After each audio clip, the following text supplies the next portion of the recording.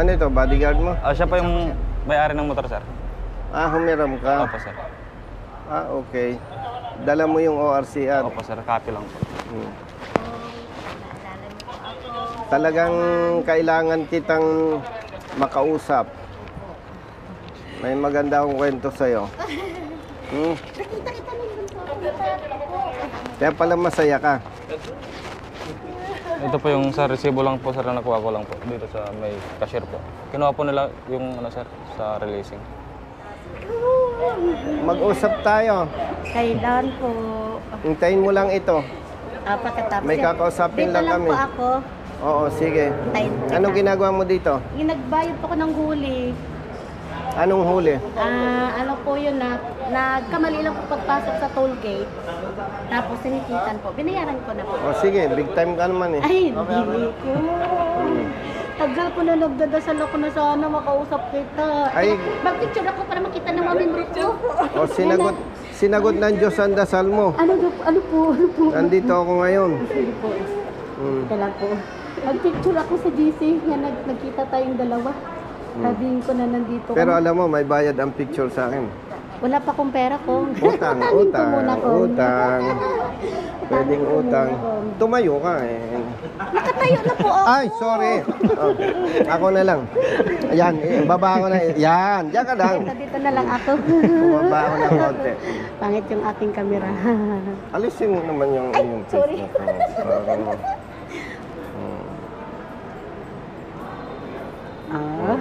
Thank you ko. Sige. Piling artista, no? Siguro pang 10 ako mula kay Coco Martin, ano?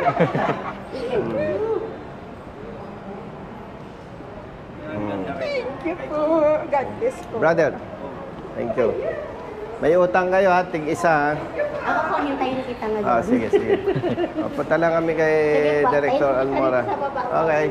Salamat. Papapicture ka din? Thank you, sir. Gamay talta ito. Gamay talta. Papapicture din. May ko na ito.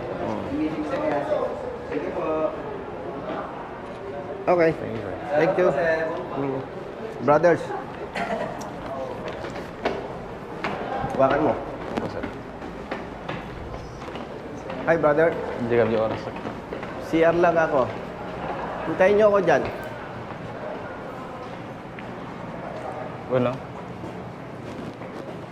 Karena mo sumrak ng kasumrak.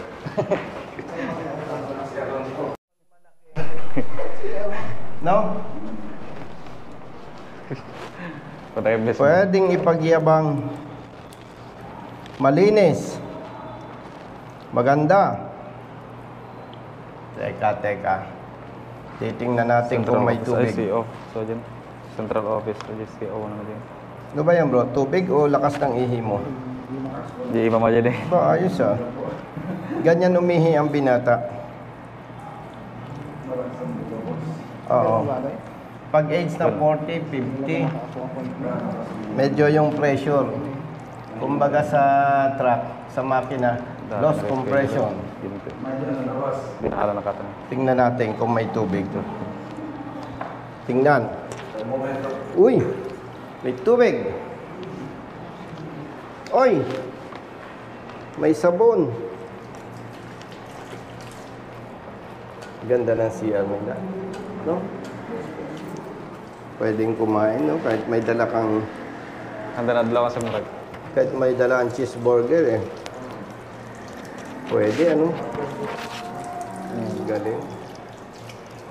Matagal na ang LTO, pero ngayon lang napaganda ito, ah. Ang galing ni Asik Bigor Mendoza. Uy, may dryer pa. Uy. High-tech. Oh.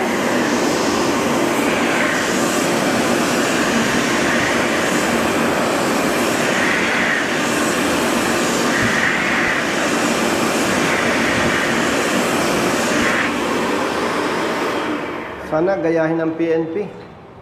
Yes, sir. Ang PNP, ang sasama ng CR. May appointment ako kay Director. Ay, nasa Secom po. Executive Committee meeting. Well, so lang. Well, so. Kapatid, ikaw yung enforcer? Ha? Ilan taon ka na sa LTO? Mag-8 na po yun, sir. 8 years. Nag-seminar ka ba? Yes, sir. Sinong nag-seminar sa'yo? Dito rin, sir, sa mga PhD. Sinong nagturo? Si Ma'am Merger. Naalala mo siya? Saan kita naman, sir? Sa PRC po, sir. PRC Makati po. Makati. Opo. Ate, Nanghuli kami dun, sir. siya ang nag-ticket sa'yo. Opo, sir. Anong sinabi sa'yo? Sabi, sir, 2022 pa daw expire yung motor, tapos huwag ko daw siyang lokohin. Huwag ko daw siyang lokohin, sir, kasi nagpapaliwanag ako ng time naman sa kanya. Magpapaliwanag ka? Oo, sir. Ayaw niya kong pakinggan, sir, eh. Tapos huwag ko daw siyang lokohin at turuan. Ang Ay, tinitignan sige, niya, yung model. ano, sir, yung model, binilugan niya. Yung... Binilugan niya, no? Talagang may ebidensya ka, ha? At saka hindi ka pwedeng magsinungaling sa akin, eh. Oo, sir. Kasi didibdibang kita, eh. No? Di, tapos ang pinapaliwanag ko, sir, ito po. Tapos hawak Di niya ba yung- mamaya pagdating ni Director, para si Director at saka yung adjudication ang mamamagitan, no? Taga saan ka, kapatid? Ilocos po, sir. Ilocos? Yes. Okay. Pinatawag ka ni Director Almora. Yes, sir. Ang lisensya mo, good for 5 years na, no? Opo, sir. May programa ang LTO. Pag sa loob ng 5 taon, hindi ka nagkaroon ng violation, kapag nag-renew ka, ang ibibigay sa yung lisensya, good for 10 years. Sir, sir. Kaya pag hindi natin inayos yan, may problema ka. Thank you. Pangalawa, may demerits yan. Opo, sir. Hindi naman natin nape-perfecto ang buhay. No? Opo, sir. Hindi naman natin kayang ma-perfect. Kahit gusto mong umiwas sa violation. Ay halimbawa, nagkaroon ka ng violation na hindi mo naman sinasadya. Magpapatong-patong ang demerits mo. Opo, sir. Di ba? Opo, sir. Gaano katagal yung 5 taon? Matagal yon. Pag hindi iniiwasan, nagkaroon ka pa ng violation, magkaka-demerits ka, marirevoke ang lisensya mo. Oh. Ay malaki ang equivalent demerits niyan kasi unregistered vehicle. May kaakibat pa yan na reckless driving. Kaya dapat ma-clear. Opo, sir. Ba't mo naisipang magsumbong? Pero patulong ako, sir, kasi alam kong wala naman pong bali doon sa ano ko, sir. Kasi wala pang 1 taon yung motor, sir. Alam kong kompleto pa po. Pero may resibo ka, ibig sabihin, bayad ka na. Opo, sir. Magkano ito? 10 po. 10,000 pesos. Opo, sir. Ano ka ba, negosyante o maliit na manggagawa? Maliit lang po, sir. Nagatid Anong lang hanap po ako buhay ng- mo? Nagatid po ako ng ano, sir. Marinated na ipipritong manok. Magkano kinikita mo sa isang araw? 2.5 po yung ano, yung weekly. 2.5? Po, libre po lahat yun, sir. Libre na po lahat yun. Lahat ng 2.5 sa tirahan. isang linggo? Opo, sir. 5 araw yon, 7 days. 7 days. Opo, sir. Ay di, mas mababa sa 500. Opo, sir. Kasi yung 5 araw, times 500, 2,005. Opo, sir. Ay sabi mo, 7 days. Pero hapon naman po ako nag-start, sir. Mm-mm. Hanggang ano, hanggang alas 9. Ganun. So kung 2,500, isang buwan mong hanap buhay yan. Opo, sir. Yung No. Isang... Binata ka ba? Opo, sir. Ay okay na rin. Binata naman pala, walang magugutom ng pamilya. Pero ano naman, sir, Tumutulong ka? tumutulong po ako sa, ano po, sir, sa mga magulang po. Tumutulong ka sa parents mo. Opo, sir. Ilan ang kapatid mo? Bali 6 po kami lahat, sir. Yung 3 po nag-aaral, sir. Taga saan ka ba? Cagayan Valley, sir. Cagayan Valley. Ilan taon yung kapatid mong bunso? Ano, sir, mga 12 years, 11 to 12, sir, siguro. Ako po yung pangalawa. Binata siya, yung 10,000, isang buwan niyang tatrabahuin. Parang kahit mali, parang okay na rin dahil binata. Ang problema, 5 kapatid niya at parents niya ang sinusuportahan niya. Ilan taon ka na? 26 po, sir. Wala kang planong mag-asawa? May jowa naman po ako, sir. May jowa ka? Maganda ba? Siyempre, sir. Mag-iingat ka. Maganda pala ang jowa mo eh. Ikaw, may jowa ka? Asawa po. Pag maganda ang jowa, mag-iingat. Pero kung pangit, okay lang. Di ba? Ilan taon na kayo ng jowa mo? Magto 2 years pa lang po, sir. 2 years, hindi pa siya nauntog. Ano nga na buhay niya? Sa ngayon, sir, wala pa po, sir. Pero, So, ayan. dapat, Ay, hindi talaga dapat siya mauntog, di ba? Nandiyan ba yung team leader mo? Wala. Tingnan mo nga kung nandiyan yung team leader mo. Sige. Pag nandyan, swerte ka. Siya ang sasabunin ko eh. Hello, sir. Director, good afternoon. Good afternoon, Nabala kita ha. Yes, sir. Si Ma'am Beverly, Wala. Ay, Wala? si Beverly. nakalib.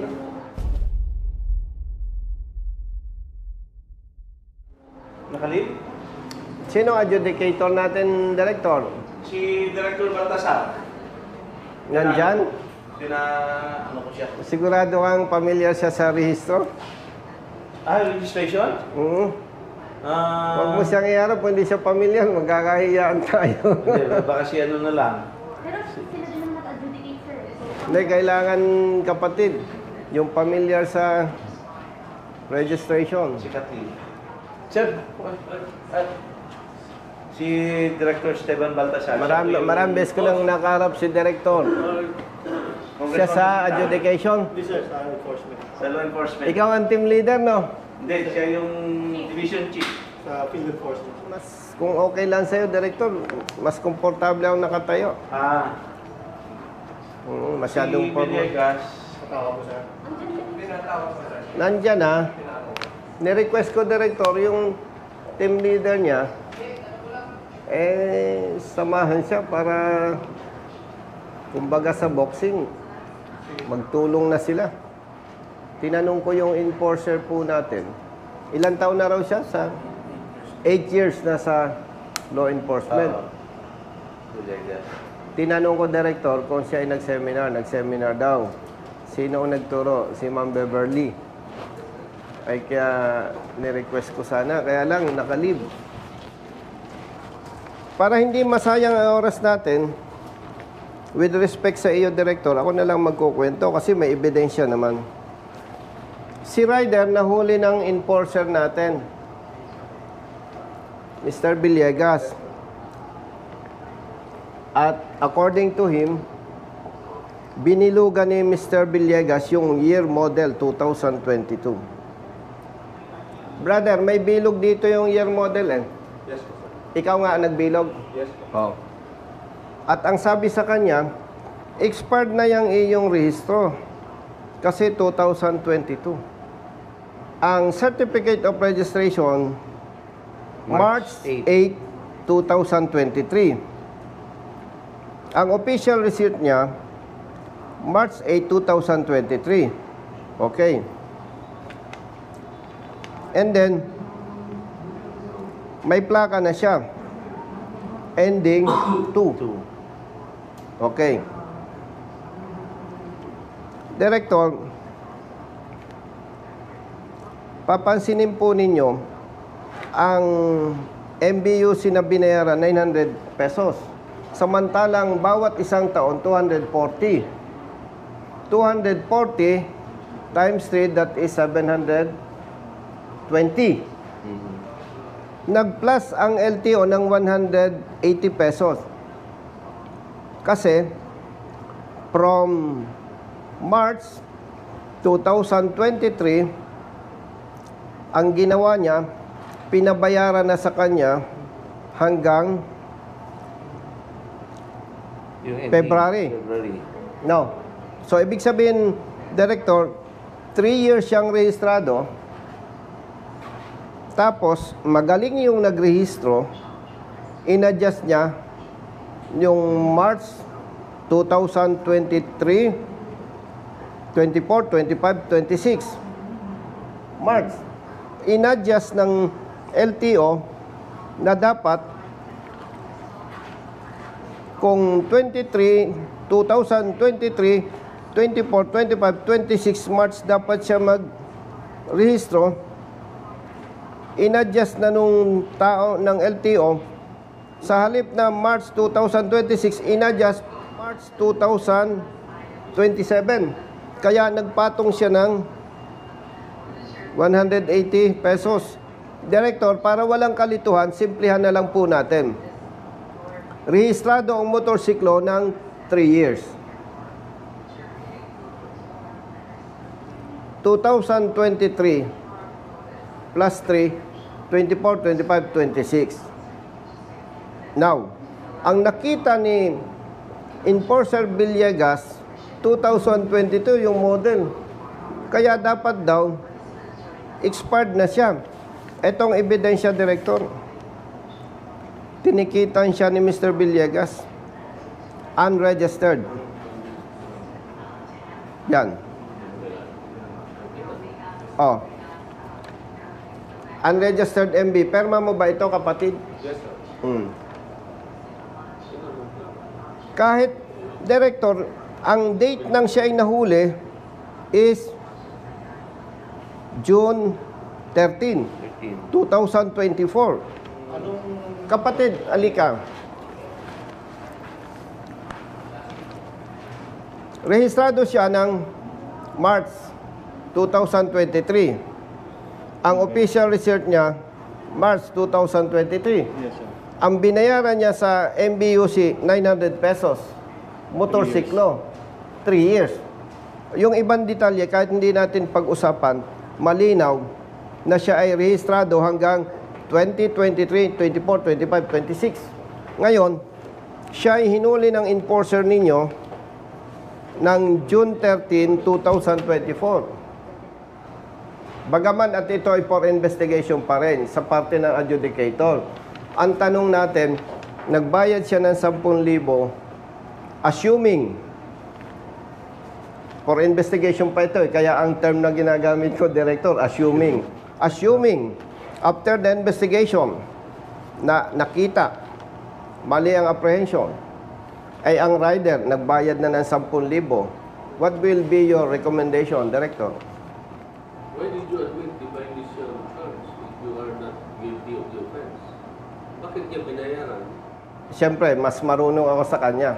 Yeah. No? Yeah. Una, hindi natin siya pwedeng questionin sa ganung bagay. Why? Dapat ang ating enforcer marunong. Hindi natin pwedeng i-expect na ang motorista ay marunong kaysa enforcer. So, dahil nagtitiwala siya na tama ang huli, nagbayad siya. Okay. Now, in-advise sa nung kasama, nung may-ari ng motorsiklo, mali yan, tumawag ka kay Congressman Busita. So, we evaluated the documents. Uy, mali nga. Huwag nating ipasa yung bola, Director, sa motorista. Ang tanong dito, Director, base sa ebidensya, base sa rehistro, mali ang huli ng enforcer ng LTO. Ganun lang yun. Now, in this case, our friend, driver was apprehended by the law enforcer. Hindi siya nag-contest. Hindi pwedeng ganon ang atake. Kasi, Director, pag ganon ang atake, walang public service doon. Why? For so many times, na ipakita natin, there are personnel of LTO, hindi alam yung tamang pagpapatupad ng batas. Ano pang i-expect natin sa motorista? Gusto ba nating sabihin, ay marami kaming enforcer na hindi marunong, dapat ang motorista marunong? No. Ang usapin na lang dito, Director, simplihan natin sa ngalan ng public service. Tama o mali ang huli? Ganito, the law enforcer, just like you when you're still in the highway patrol group, in the performance of your duty, you enjoy the presumption of regularity in the performance of duty. Pero hindi yan, Basta absolute. mahuli ka, yeah, that's correct. Hindi yan absolute. That Presumption lang. Regularity in the performance of duty is a presumption. Presumption. Now, who will rebut that presumption now? Yes, that's why, kaya nandito kami. maging patas tayo in the name of service, Director.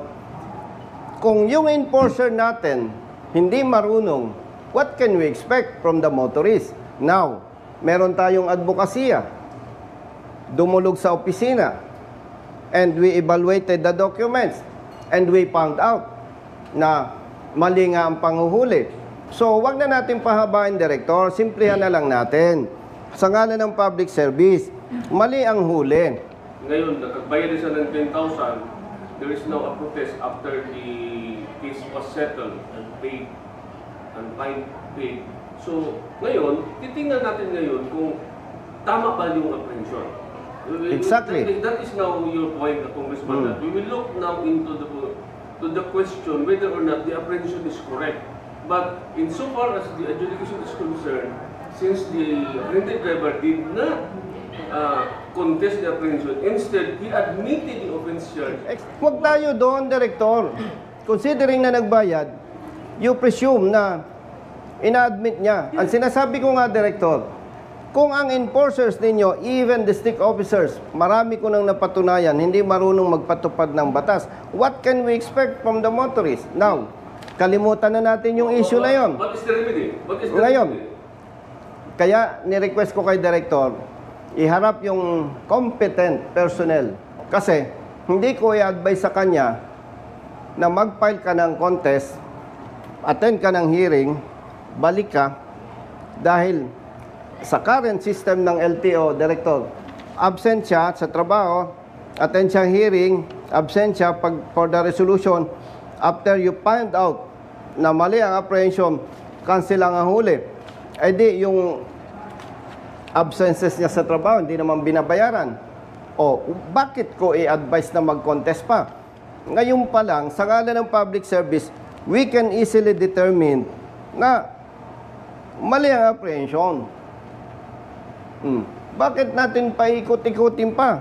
Ay may ebidensya na. Gusto ko, i-verify nyo ngayon to. Kung narehistro siya ng 2,000, kasi siyempre, Xerox lang ito, Director. O, verify nyo kung totoo, rehistrado. Assuming, you found out, mali ang apprehension, anong magiging recommendation nyo for the 10,000 pesos of the motorist? Ako, Sa ngalan ng public service, on my part, kung ako ang tatanungin ng Congressman, since he admitted the offense charge, no, huwag ganun. Director, with all due respect, huwag natin sabing since he admitted. Kasi ang punto dito, public service. Huwag na natin pag-usapan kung admitted, whatever. Ang pag-usapan natin, mali ang apprehension. Congressman, pag sa Congress ako, contempt na ako. Kung dulo ko sa committee mo, contempt na ako. Oh. Ay, wala tayo sa Kongreso. Director, ang pag-usapan natin, public service. I know, Congressman. Naintindihan po ba ninyo? Congressman. Huwag na nating pag-usapan yung ibang anggulo. Ang usapin lang, mali ang huli. Paano ngayon yung 10,000 ni rider na isang buwan niyang ipapaghanap buhay? Pag mali ka talaga, how many cases I have dismissed there, Congressman? Excuse me, Director. Ang sinasabi ko nga, sa ebidensya ngayon, kaya na nating sabing mali ang huli. Pero pag ganyan ang stand mo, Director, nire-respeto naman kita. Pero ang nararamdaman ko, kung ganyan ang posisyon ng LTO, walang public service dyan. Kasi dito pa lang sa ebidensya, makikita na natin mali ang huli. Ganito na lang para hindi masayang ang oras natin pare-pareho. On behalf of the motorcycle owner, kung ako lang ang magsasalita, 100% mali na apprehension. Pero wala ako sa posisyon dahil Xerox ang hawak ko. Ang gusto lang naming i-demand ngayon, i-check ninyo, makita natin, mali talaga ang apprehension. Okay, Congressman, huwag nila ako mag-appear anywhere. In your committee, ha? Huwag nila ako mag-appear doon, baka makonfirm. Baka bawian ko ito. Hindi, baka bawian ko siya doon eh. Di ba, I'm listening ko, hindi, I'm also formulating a course of action. Doon sa, kasi, okay, yung sabi mo, you are expecting us to do an investigation. We Yes. will do that. And we will also consider, find out Kasi nga, as far as dito sa ano, Adjudication. hindi na niya ma-reverse yung pagbayad niya. But there might be some accounting way, pero it will take time. Oh, yes, I agree. It will take time. Maybe 1 year, 2 years. Yes, to Para ma-claim yung Balik-balik yun. 10,000. Mine.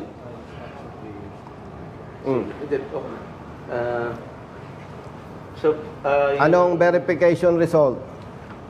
3 years. Oh, 3 years. 2026. Hindi siya March or August. Okay. Oh. So, 3 years siya. 3 years siyang rehistrado, brother, enforcer, 3 years siya. Definitely, as per verification of the concerned staff, na ito ay rehistrado ng 3 years, mali ang apprehension. Alam natin, pag naipasok sa kaban ng bayan, hindi katulad yan sa restaurant. Pag napasobrang bayad mo, withdraw mo na. Tama po ba? Yes, sir. Ngayon, bilang advokasya ito, hindi ko ito i-sacrifice. Babayaran ko ito ng 10,000. Isa lang ang request ko. Imbestigahan nyo, and we expect corresponding administrative sanction against your enforcer. Kasi, kaya ang mga enforcers, even police personnel, police officers, local enforcers, district officers, kaya malalakas ang loob gumawa ng mali eh. Cancel lang naman ang huli. Wala man namang administrative sanction. Brother Jerry, bigay mo yung 10,000 niya. And by the way, director, Yes. number 1, please address immediately. Cancellation of apprehension kasi may equivalent demerits ito. And hindi siya makakwalify for 10 years validity ng lisensya. Iano natin to. Then, yung demerits niya yung isang importante na kailangan. Yung demerits niya sa system. I-ano namin to na pagka tinanggal namin yung demerits, makikita mo sa records mo. Kasi para maano natin, tatawagan ko si Congressman, sabihin ko na, Kong, natanggal na. Deleted na. Deleted na. So, tignan mo yung, alam mo na yung mag-ano doon? Sa account mo. Kasi doon sa Hindi, huwag mo nang palakihan problema niya. Focus na lang siya sa hanap buhay. After 5 years, magre-renew siya. Hindi siya entitled sa 10 years. Babalikan kita. Sigurado yun po. Okay. So, deletion and demerit. Okay na yan. Tapos Conduct na yan. investigation and administrative sanction. Okay. Yung 10,000 Yung 10,000 on how to follow later. Yes. Okay na tayo. Okay, Kong. Iwanan ko na po. Yes, Kong.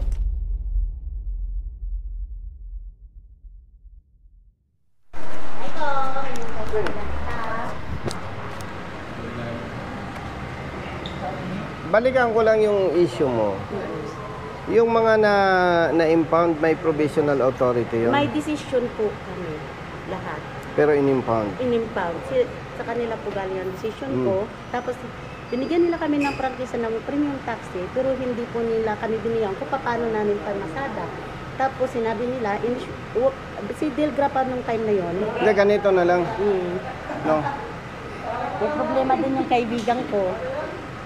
Parehas kami. Nasa akin na yung papers na. Okay. Hindi na tayo makikipag-usap sa kanila. Magsasampa tayo ng kaso. Opo. Tapos kahapon kong upo na ako sa sa Sandigan Bayan. Nag-hearing kami ni Executive Director sa Sandigan Bayan.